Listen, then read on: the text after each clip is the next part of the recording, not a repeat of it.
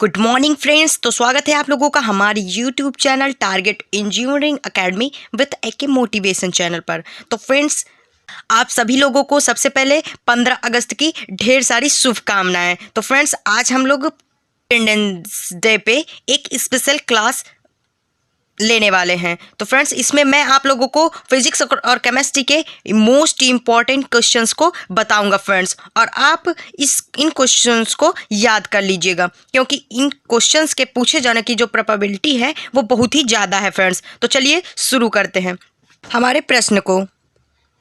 तो फ्रेंड्स, जैसा कि आप लोग स्क्रीन पर देख पा रहे होंगे कि हमारा जो पहला क्वेश्चन है वो दिया हुआ है पोटास एलम, जिसका जो सूत्र होता है वो होता है K2SO4 Al2SO4 का होल थ्राइस इंटू 24H2O। तो फ्रेंड्स, आप लोग इस सूत्र को भी याद कर लीजिए, जो पोटास एलम का सूत्र होता है, जिसे आप लोग फिटकिरी भी कहते हैं। तो फ्रेंड्स, इसे आप लोग क्या कहते हैं? फिटकिरी कहते हैं, फिटकरी कहते हैं। तो जब आपसे एग्जाम में पूछेगा कि फिटकरी का सूत्र क्या होता है, तो आप लोग क्या टिक करेंगे? जिस ऑप्शन में K2SO4 इंटू Al2SO4 का होल थ्राइस इंटू 24H2O होगा फ्रेंड्स, वही ऑप्शन आपका सही ऑप्शन हो जाएगा। तो आप लोग इसे याद कर लीजिएगा। तो चलिए अपने क्वेश्चन की तरफ रुख करते हैं। किस प्रकार का लवण है? तो हमसे पूछा है जो फिटकरी है वो किस प्रकार का लवण है। तो फ्रेंड्स, मैंने आप लोगों को पढ़ाया भी हुआ था कि जो फिटकरी होता है वो हमारा द्विक लवण होता है। कौन सा लवण होता है? द्विक लवण। तो हमारा बी नंबर ऑप्शन बिल्कुल करेक्ट हो जाएगा फ्रेंड्स। जैसा कि आप लोग देख सकते हैं, ये पॉलीटेक्निक 2012 में आ चुका है फ्रेंड्स, तो आप लोग इसकी प्रैक्टिस कर लीजिएगा। तो चलिए आगे बढ़ते हैं। हमारा जो अगला क्वेश्चन है वो दिया हुआ है Na2SO4 है। तो फ्रेंड्स, Na2SO4 एक सामान्य लवण होता है फ्रेंड्स। Na2SO4 जो होता है वो एक सामान्य लवण होता है फ्रेंड्स। तो इसे भी आप याद कर लीजिए, और ये क्वेश्चन भी पॉलीटेक्निक 2013 में आ चुका है फ्रेंड्स, तो आप लोग इसका भी प्रैक्टिस कर लीजिएगा। तो चलिए आगे बढ़ते हैं। हमारा जो अगला क्वेश्चन है वो दिया हुआ है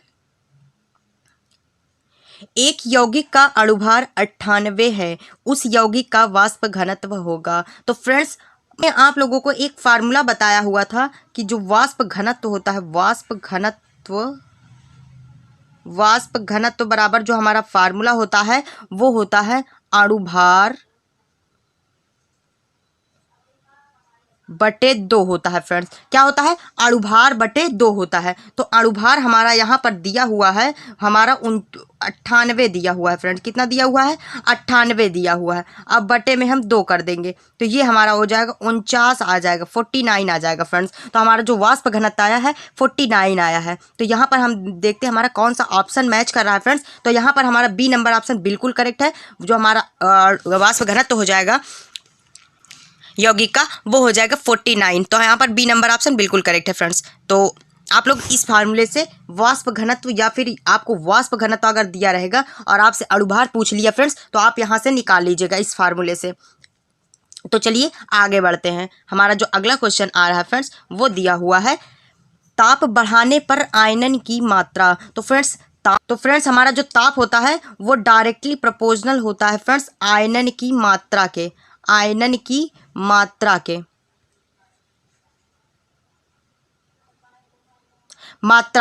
तो फ्रेंड्स, अगर हम ताप को बढ़ाएंगे तो हमारा जो आयनन होगा वो बढ़ेगा फ्रेंड्स। तो यहाँ पर जो हमारा ऑप्शन सही हो जाएगा वो ए नंबर बिल्कुल करेक्ट हो जाएगा। ताप बढ़ाने पर आयनन की मात्रा बढ़ती है। तो फ्रेंड्स, आप इसे याद कर लीजिए अच्छी तरीके से। जो हमारा टी होता है, ताप टेम्परेचर होता है, वो डायरेक्टली प्रोपोर्शनल होता है आयनन की मात्रा की। ये क्वेश्चन भी आपसे पूछे जाने की जो प्रोबेबिलिटी है वो बहुत ही ज़्यादा है फ्रेंड्स, क्योंकि आपसे ये तो हमारा केमिस्ट्री का क्वेश्चन है, और आपसे केमिस्ट्री में थ्योरी बेस्ड क्वेश्चंस को फ्रेंड्स आज पिछले 2-3 वर्षों से ज़्यादा पूछता है यूपी पॉलीटेक्निक एंट्रेंस एग्जाम में। तो फ्रेंड्स, आप इसे भी याद कर लीजिए। जो हमारा ताप होता है वो आयनन की मात्रा के डायरेक्टली प्रोपोर्शनल होता है, अर्थात अगर हम ताप को बढ़ाएंगे तो आयनन की मात्रा हमारी बढ़ेगी, अगर हम ताप को घटाएंगे तो आयनन की मात्रा हमारी घट जाएगी। तो फ्रेंड्स, यहाँ पर हमें ताप बढ़ाने के लिए बोल रहा है, तो ताप बढ़ाने पर आयनन की मात्रा बढ़ती है। तो हमारा ए नंबर यहाँ पर ऑप्शन बिल्कुल करेक्ट हो जाएगा। तो चलिए आगे बढ़ते हैं। हमारा जो अगला क्वेश्चन है वो दिया हुआ है इलेक्ट्रोलाइट विलयन में धारा का प्रवाह होता है, निम्न में से किसके प्रवाह द्वारा होता है। तो जो फ्रेंड्स, यह आपसे क्वेश्चन पूछ रहा है कि जो इलेक्ट्रोलाइट विलयन होता है उसमें धारा का प्रवाह किसके द्वारा होता है। तो फ्रेंड्स, ये बहुत ही अच्छा क्वेश्चन है। तो फ्रेंड्स, इसमें इलेक्ट्रोलाइट विलयन में धारा का प्रवाह आयनों द्वारा होता है, क्योंकि इलेक्ट्रोलाइट में फ्रेंड्स जो विलयन होता है उसमें आयन उपस्थित होते हैं, तो उसमें वो और विलयन जो होता है वो विद्युत का चालन करता है। तो किसके द्वारा करेगा फ्रेंड्स, उसमें आयन उपस्थित है तो आयन के द्वारा ही तो करेगा। तो यहाँ पर जो हमारा ऑप्शन सही होगा वो डी नंबर बिल्कुल करेक्ट हो जाएगा। और ये क्वेश्चन भी पॉलिटेक्निक 2016 में पूछ चुका है फ्रेंड्स, जैसा कि आप लोग देख सकते हैं 16 में पूछ चुका है, तो आप इससे भी याद कर लीजिएगा। तो चलिए आगे बढ़ते हैं। हमारा जो अगला क्वेश्चन है वो दिया हुआ है, ये हमारा फिजिक्स का क्वेश्चन है फ्रेंड्स, फिजिक्स का। तो यहाँ पर दिया हुआ है जो हमारा क्वेश्चन है, निम्न में से निम्न परिपथ में ए व बी के बीच तुल्य प्रतिरोध क्या होगा। तो फ्रेंड्स हमें आर इक्विवेलेंट निकालना है फ्रेंड्स, आर इक्विवेलेंट को निकालना है। तो चलिए हम निकालते हैं। तो फ्रेंड्स जैसा कि आप लोग देख सकते हैं इस फिगर में जो हमारा 100 और 60 है फ्रेंड्स, ये हमारा श्रेणी क्रम में जुड़ा हुआ है। फ्रेंड्स जब भी आपको ऐसे त्रिभुज जैसे फिगर दिया रहेगा तो फ्रेंड्स ये वाला और ये वाला प्रतिरोध जो होगा वो श्रेणी क्रम में होता है हमेशा, और इन दोनों का जो मान आएगा इन दोनों को ऐड करने पे जो मान आएगा फ्रेंड्स, जो इक्विवेलेंट आएगा वो इस प्रतिरोध के साथ समांतर क्रम में होता है। तो फ्रेंड्स आप इसे अच्छी तरीके से देख लीजिए, जब त्रिभुज बना रहेगा तो ये दोनों जो हैं हमारे वो श्रेणी क्रम में आएंगे फ्रेंड्स, श्रेणी क्रम में, और जो इन दोनों का टोटल मान आएगा वो इस प्रतिरोध के साथ हमेशा समांतर क्रम में जुड़ा रहेगा फ्रेंड्स। और अगर आपसे ए और बी के मध्य में तुल्य प्रतिरोध पूछा है तब ये नियम वैलिड रहेगा फ्रेंड्स। तो चलिए आपको इसे सॉल्व करके बताते हैं। तो फ्रेंड्स जो हमारा 100 और 60 है वो हमारा श्रेणी क्रम में है, तो यहाँ पर हो जाएगा हमारा जो 100 ओम है और 60 ओम है वो हमारा श्रेणी क्रम में है, तो इसको हम जोड़ लेंगे। क्योंकि श्रेणी क्रम का फार्मूला जो होता है वो आर बराबर होता है R1 + R2 होता है, तो आप यहाँ से 100 और 60 को जोड़ लेंगे तो ये हो जाएगा 160 ओम हो जाएगा फ्रेंड्स। अब हमारा जो 160 ओम है फ्रेंड्स ए और बी के मध्य में, ये हमारा 40 ओम हो गया, ये हमारा बिंदु ए बी हो गया, और यहाँ पर एक प्रतिरोध हम लगा देंगे, ये हमारा 160 ओम हो जाएगा।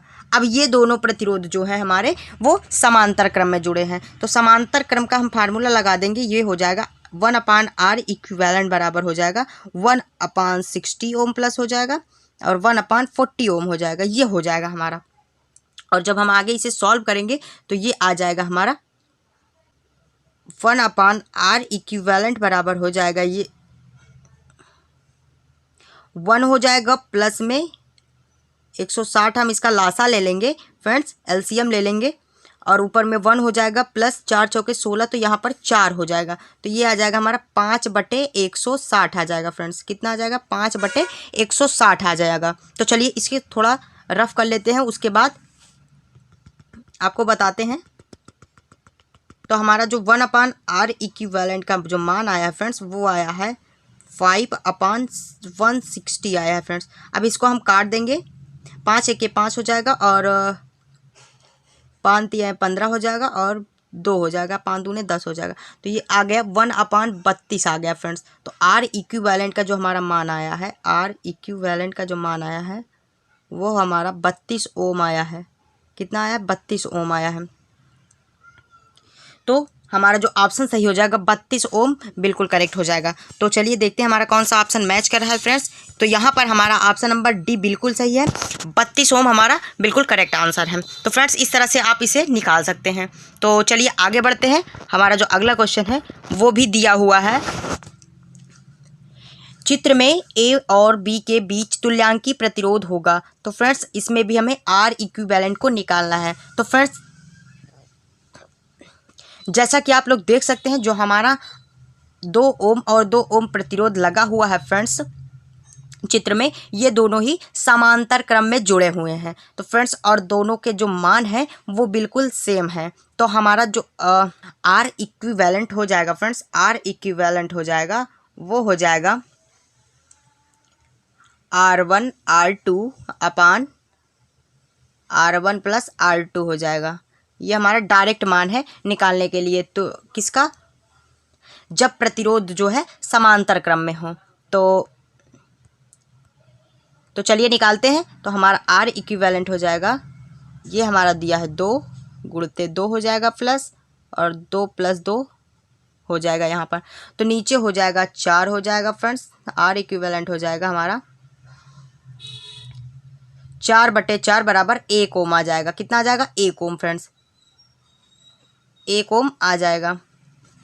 तो चलिए देखते हैं हमारा कौन सा ऑप्शन बिल्कुल करेक्ट है। तो फ्रेंड्स यहाँ पर हमारा बी नंबर ऑप्शन बिल्कुल करेक्ट है फ्रेंड्स। तो आप इस तरह से इसे निकाल सकते हैं तुल्यांकी प्रतिरोध को। तो फ्रेंड्स ये भी पॉलीटेक्निक 2013 में आ चुका है, तो आप इसकी भी प्रैक्टिस कर लीजिएगा और फार्मूला जरूर याद रखिएगा समांतर क्रम के लिए और श्रेणी क्रम के लिए।